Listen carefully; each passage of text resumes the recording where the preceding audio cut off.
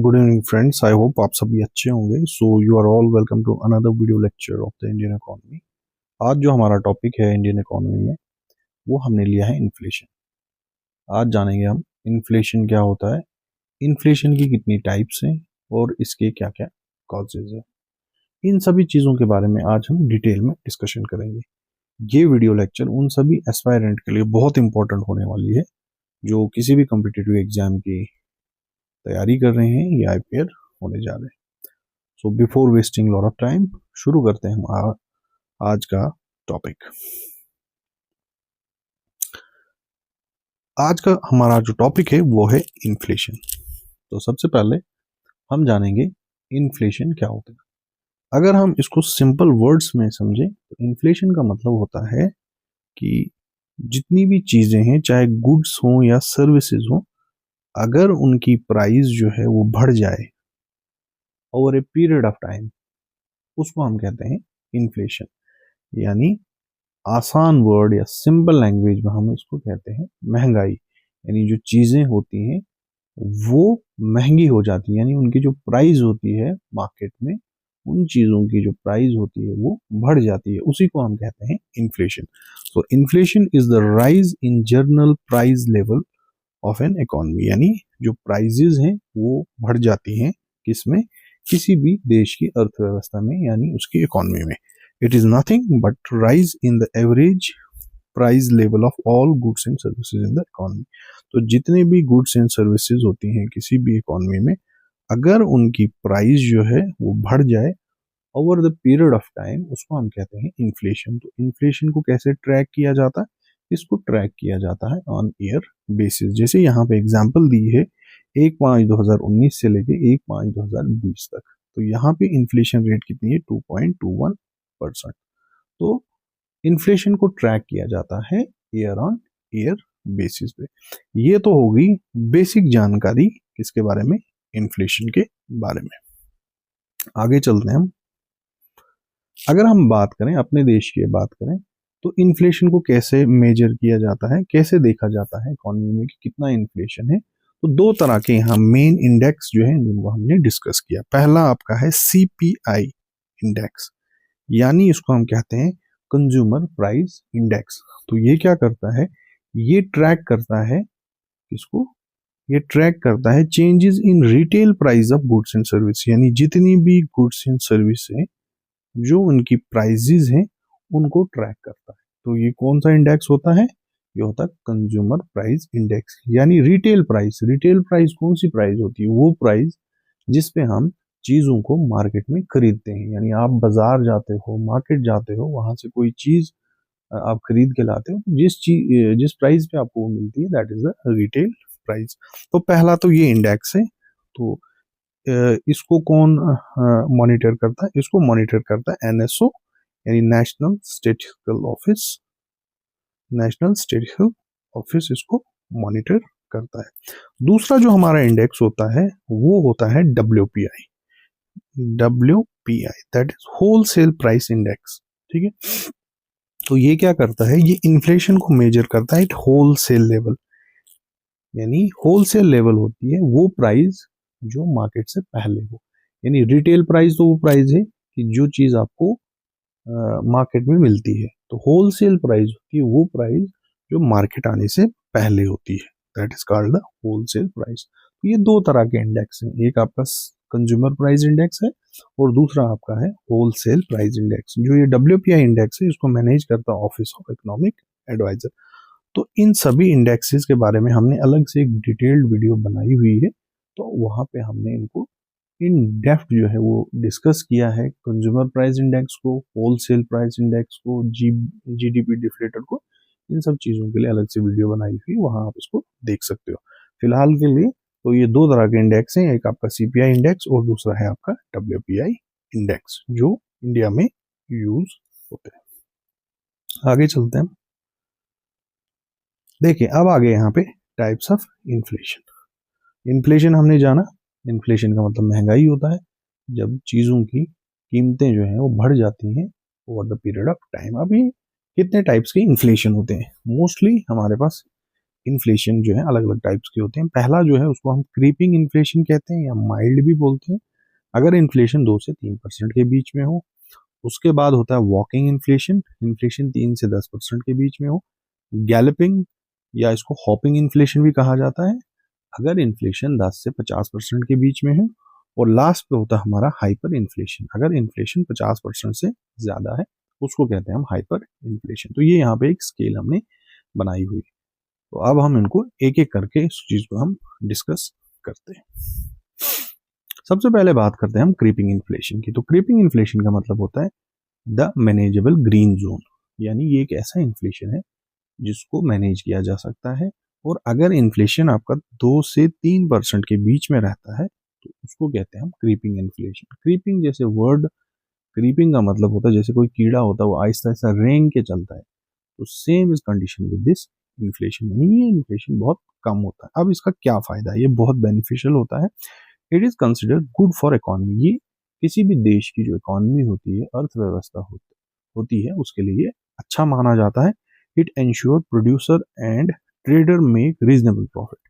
इसमें चाहे प्रोड्यूसर हो, ठीक है, जो कोई भी चीज प्रोड्यूस करते हैं, बनाते हैं, मैन्युफैक्चर करते हैं, या कोई ट्रेडर हो, उन सब के लिए काफी फायदा होता है अगर कौन सा इन्फ्लेशन हो, क्रीपिंग इन्फ्लेशन हो। क्यों? क्योंकि जो प्राइजेस होती हैं वो एक रेंज में रहती हैं, कम रहती हैं, और जो प्रोड्यूसर हो, ट्रेडर हो, उनको काफी फायदा होता है। तो इस तरह के इन्फ्लेशन को हम कहते हैं क्रीपिंग इन्फ्लेशन।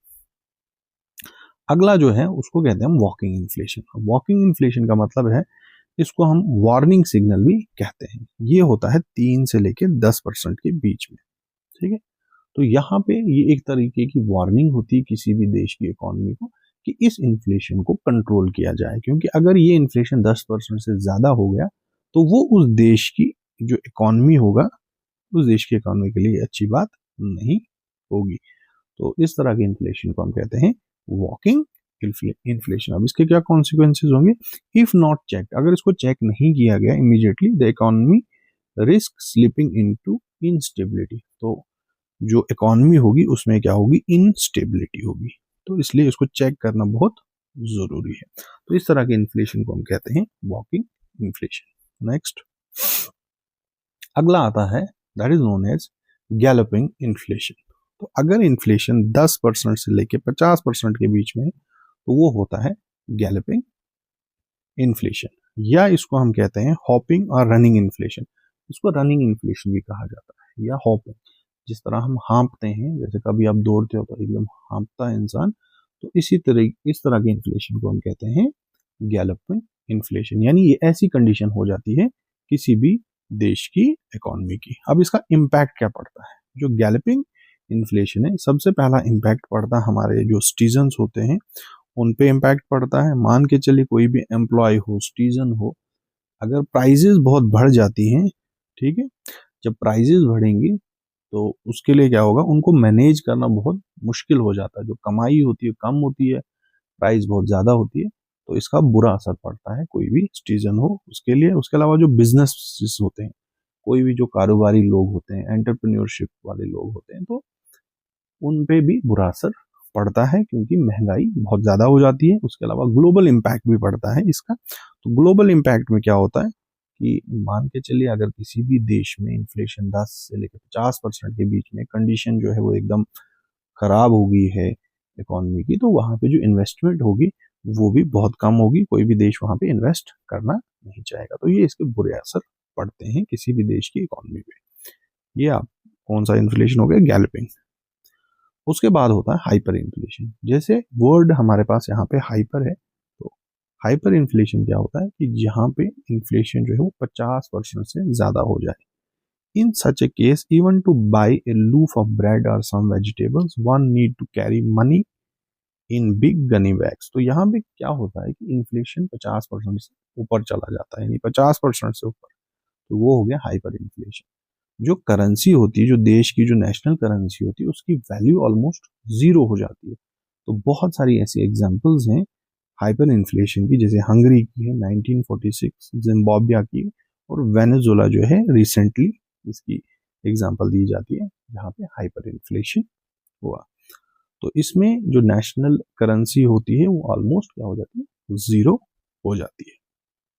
तो ये तो थे हमारे पास टाइप्स ऑफ इन्फ्लेशन। आगे हम चलते हैं, अब हम बात करते हैं काजेस। अभी इन्फ्लेशन एक्चुअल में होता क्या है, इसके क्या क्या काजेज हैं। तो सबसे पहला काज है डिमांड पुल इन्फ्लेशन, यानी किसी भी चीज की या गुड्स या सर्विसेज हो, उनकी डिमांड बढ़ जाती है। ठीक है, अगर किसी भी चीज की डिमांड बढ़ जाए तो उससे क्या होता है, इन्फ्लेशन जो है वो बढ़ जाता है, यानी डिमांड की वजह से इन्फ्लेशन में पुल आता है। तो मान के चलिए इसको हम एक एग्जांपल से समझते हैं। तो पहले हो गया इंक्रीज डिस्पोजेबल इनकम। पहले तो मान के चले किसी भी देश के जो भी सिटीजन हैं उनकी इनकम बढ़ जाती है, डिस्पोजेबल इनकम। अब बात यहाँ आती है डिस्पोजेबल इनकम। तो डिस्पोजेबल इनकम ये वो इनकम होती है जो किसी भी शख्स के पास होती है जब वो अपने सारे टैक्स वगैरह पे करता है। मान के चलिए एक बंदा जो है वो 10 लाख रुपया कमाता है, उसमें से जो उसके टैक्स वगैरह कटेंगे, बाद में टैक्स कटने के बाद जो पैसा उसके हाथ में बचेगा उसको कहते हैं हम डिस्पोजेबल इनकम, यानी वो इनकम वो यूज कर सकता है। अब डिस्पोजेबल इनकम अगर बढ़ जाए और जो सप्लाई है, सप्लाई सेम रहे चीजों की, उससे क्या होता है, उससे प्राइस राइज होता है, मतलब कीमतें जो हैं वो बढ़ जाती हैं। तो इसी को कहते हैं हम डिमांड पुल इन्फ्लेशन, यानी डिमांड की वजह से इन्फ्लेशन बढ़ जाता है। मान के चलिए कि कोई भी चीज है, उस चीज की जो सप्लाई है वो बिल्कुल सेम है और यहाँ से जो डिमांड है वो बढ़ रही है, तो उसकी वजह से कीमतें भी बढ़ती हैं। इसको अगर हम और बेहतर समझेंगे, मान के चलिए कि एक दी कहीं आप एग्जांपल लेते हैं, वहां पे 100 फोन्स है, ठीक है ना। तो यहां से खरीदने वाले जो है मान के चले 500 लोग हैं। अब सप्लाई जो है वो सिर्फ 100 फोनों की है, हर महीने 100 ही फोन बनते, 500 लोग खरीदने वाले हैं। अब इनके पास पैसे बहुत सारे, होगा क्या, होगा ये कि अगर सप्लाई इतनी ही रहेगी, यहाँ से डिमांड बहुत ज्यादा बढ़ रही है, तो ये जो प्राइजेज है उनकी बढ़ती रहेगी। तो that is demand pull inflation. अब इसके क्या क्या ट्रिगर्स हैं। पहला तो है increase private and government spending. अगर कहीं पे प्राइवेट स्पेंडिंग हो रही है, गवर्नमेंट स्पेंडिंग हो रही है, सरकार बहुत ज्यादा स्पेंड कर रही है, पैसा दे रही है, उस वजह से ये डिमांड पुल इन्फ्लेशन हो सकता है। Lower rate of saving by house, उसके अलावा जो सेविंग है, ठीक है ना, वो बहुत कम हो रही है, लोग कम सेव कर रहे हैं, खर्चा ज्यादा कर रहे हैं। डेप्रिसिएशन इन लोकल एक्सचेंज रेट, उसके अलावा जो लोकल करेंसी है या नेशनल करेंसी है उसकी डेप्रिसिएशन हो रही है। रिडक्शन इन टैक्स, कभी कभी सरकार अगर जो है टैक्सेस घटा दे या बहुत कम कर दे, उसकी वजह से लोगों के पास जो डिस्पोजेबल इनकम है वो बहुत ज्यादा होती है, यानी पैसा ज्यादा रहेगा तो ज्यादा खर्चा करेंगे, यानी डिमांड ज्यादा बढ़ेगी और चीजों की कीमतें जो है वो बढ़ जाती हैं। उसके अलावा increase in money supply and bank credit, तो ये भी हो सकता है कि कभी कभी मनी सप्लाई जो है मार्केट में बहुत ज्यादा हो जाता है या बैंक से काफी ज्यादा लोन वगैरह लोगों को इजिली मिल जाते हैं, तो उस वजह से भी डिमांड की वजह, उन सब चीजों की वजह से जो है इन्फ्लेशन बढ़ता है। अब इसको ठीक कैसे किया जाता है, तो इसको ठीक करने का ये तरीका है कि अगर डिमांड बढ़ रही है, किसी भी चीज की डिमांड बढ़ती है, तो उसके साथ जो सप्लाई है उसको क्या करना है, बैलेंस कर देना है, यानी सप्लाई को बढ़ा देना। जितनी डिमांड बढ़ेगी अगर उतनी सप्लाई को भी बढ़ाया जाए तो उससे जो कीमतें हैं उनको काबू में रखा जा सकता है। तो पहला तो ये कॉज हो गया डिमांड पुल इन्फ्लेशन। अगला जो है फिर है कास्ट पुश इन्फ्लेशन। दूसरा है हमारा, उसको कहते हैं हम कास्ट पुश इन्फ्लेशन, यानी जो कीमतें हैं, कीमतें बढ़ जाती हैं, उस वजह से भी इन्फ्लेशन में एक पुल आता है। तो पहला जैसे मान के चलिए, इसको एक एग्जांपल से समझते हैं। राइजिंग कॉस्ट ऑफ फैक्टर्स, बहुत सारे फैक्टर्स हैं जैसे वेजेस, रॉ मटेरियल। आप मान के चलिए अगर कहीं लोग जो है फैक्ट्रीज इंडस्ट्रीज में काम करते हैं, उनकी वेजेस बढ़ गई, उसके अलावा कोई भी चीज बनती है वो किसी न किसी रॉ मटेरियल से बनती है, अगर रॉ मटेरियल की जो है प्राइस वो बढ़ जाती है। उसके अलावा increase unit cost of production, अगर कहीं पे कोई फैक्ट्री लगी, इंडस्ट्री लगी है, किसी जमीन पे लगी, वहां पे रेंट बढ़ जाता है, गवर्नमेंट की तरफ से टैक्स लगा दिए जाते हैं, तो उस वजह से क्या होता है कि जो प्रोडक्ट बनता है, प्रोडक्ट की जो प्राइस होगी वो ऑटोमेटिकली बढ़ जाएगी। तो इसमें क्या क्या चीजें हैं जिससे ये इन्फ्लेशन हो सकता है, कास्ट पुश इन्फ्लेशन। तो पहले तो हो गए हमारे इंटरनल ड्राइवर्स। इसमें सबसे पहले आ गया हमारे पास वेज इंक्रीज। अगर जैसे मैंने आपको ये कहा कि अगर वेजेस बढ़ जाएं, तनख्वाहें बढ़ जाएं, इफ लेबर वेजेस राइज, अगर जो काम करने वाले लोग हैं, लेबर वगैरह, उनकी वेजेस अगर बढ़ा दिए जाएं तो जो प्रोडक्शन कास्ट है वो ऑटोमेटिकली बढ़ जाता है। उसके अलावा इनपुट शॉर्टेज, कभी कभी रॉ मटेरियल से उसकी शॉर्टेज हो जाती है, उस वजह से भी कीमतें बढ़ जाती हैं। या कहीं नेचुरल डिजास्टर कोई हो गया, उस वजह से भी कीमतें बढ़ती हैं। ग्लोबल शॉक्स लगते हैं, जैसे 1973 में ऑयल की जो प्राइसेस थी वो बहुत ज़्यादा हो गई थी, तो पूरी दुनिया में जो है उसका असर देखा गया। उसके अलावा फिस्कल पॉलिसीज होती हैं जो सरकार की तरफ से लाई जाती हैं कि टैक्स को लेकर उनको बढ़ा दिया जाता है, तो नेचुरली जो है चीज़ों की कीमतें हैं वो बढ़ जाती हैं। तो ये तो दूसरा काज हो गया इन्फ्लेशन का, उसको कहते हैं हम कास्ट पुश इन्फ्लेशन। अब तीसरा होता है, उसको कहते हैं हम स्ट्रक्चरल इन्फ्लेशन। अब यहाँ पे बात हो रही है स्ट्रक्चर की। स्ट्रक्चर का मतलब होता है कि जो किसी भी देश की इकोनॉमी है उसमें ही कुछ प्रॉब्लम्स होते हैं, यानी इकोनॉमी का कुछ ऐसा इश्यू होता है कि कहीं पे इंफ्रास्ट्रक्चरल प्रॉब्लम्स होते हैं, तो वो ये इंटरनल प्रॉब्लम्स होती हैं किसी भी देश की इकोनॉमी के साथ, जिस वजह से इन्फ्लेशन बढ़ता है। जैसे एग्जाम्पल में यहाँ हम समझते हैं इसको कॉमन डेफिशिएंसी, जैसे बैकवर्ड एग्रीकल्चर सेक्टर। तो कोई ऐसा देश होता है कि जहाँ पे जो एग्रीकल्चर सेक्टर होता है काफी बैकवर्ड होता है, पुअर प्रोडक्टिविटी, यानी जो फसलें हैं उस लेवल की नहीं बनती हैं जैसी बननी चाहिए। इन efficient distribution and storage facilities, अगर बन भी जाएं तो बाद में वहाँ पे स्टोरेज फैसिलिटीज अच्छी नहीं होती हैं, या डिस्ट्रीब्यूशन उनको अच्छे से जहाँ डिस्ट्रीब्यूट किया जाए उन चीज़ों को, तो वो फैसिलिटीज नहीं होती हैं। उससे क्या होता है, उससे कभी कभी आर्टिफिशियल शॉर्टेज होती है, यानी चीज़ों की कमी हो जाती है। बेशक वो चीज़ होगी उस देश में, लेकिन एक तरीके की शॉर्टेज जो है बन जाती है, आर्टिफिशियल शॉर्टेज क्रिएट की जाती है। तो ये उस वजह से भी क्या होता है, चीज़ों की जो कीमतें हैं वो बढ़ जाती हैं। तो इसको कहते हैं हम स्ट्रक्चरल इन्फ्लेशन। अब इसको कैसे ठीक किया जा सकता है? इसको ठीक किया जा सकता है कि सरकार की तरफ से इसमें मेजर रिफॉर्म लाए जा सकते हैं कि जिससे इकोनॉमी को ठीक किया जा सकता है। जैसे गवर्नमेंट ऑफ इंडिया में 1991 में एनईपी पॉलिसी लाई थी, सॉरी एनईपी पॉलिसी नहीं लाई थी, ये इकोनॉमिक रिफॉर्म्स लाए थे, एलपीजी जिसको हम कहते हैं, एलपीजी शॉर्ट में, लिबराइजेशन, प्राइवेटाइजेशन एंड ग्लोबलाइजेशन। तो ये कॉन्सेप्ट लाया था भारत सरकार ने 1991 के आसपास, जब हमारी देश की जो अर्थव्यवस्था थी उसमें परेशानी आई थी। तो इसको हम कहते हैं स्ट्रक्चरल इन्फ्लेशन। आगे हम बात करते हैं नेक्स्ट स्लाइड में। यहां पे बात हो रही है इन्फ्लेशन और इकोनॉमिक ग्रोथ की। देखिए दो चीजें हैं, इन्फ्लेशन और इकोनॉमिक ग्रोथ। अगर इनको देखें शॉर्ट रन में, हम देखें कि अगर इकोनॉमिक ग्रोथ चाहिए तो इकोनॉमिक ग्रोथ और इन्फ्लेशन का डायरेक्ट रिलेशन होता है शॉर्ट टर्म।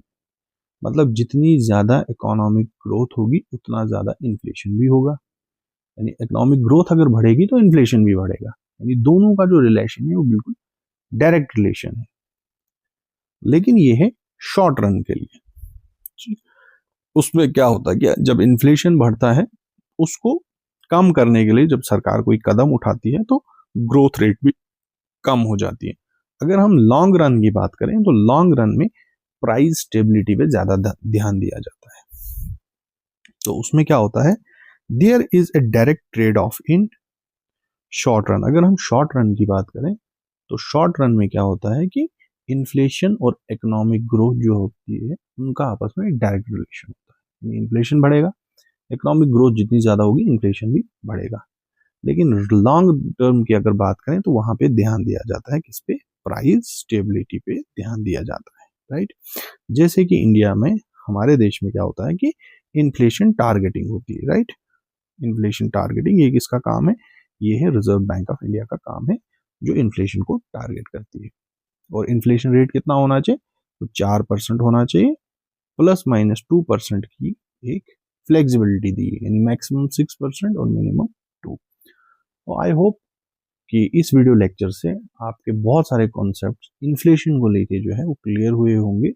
आज हमने इसको डिटेल में समझा कि इन्फ्लेशन क्या है, इन्फ्लेशन के कितने टाइप्स हैं और इन्फ्लेशन के क्या क्या कॉजेज हैं। अगला वीडियो लेक्चर जो इन्फ्लेशन को लेके हमने बनाया है उसमें हमने डिस्कस किए हैं कि इन्फ्लेशन को हम कैसे मेजर करते हैं, इसके कौन कौन से इंडेक्स हैं, जैसे CPI consumer price index, wholesale price index और जीडीपी डिफ्लेटर। इन सब चीज़ों के बारे में हमने अलग से एक वीडियो बनाई है।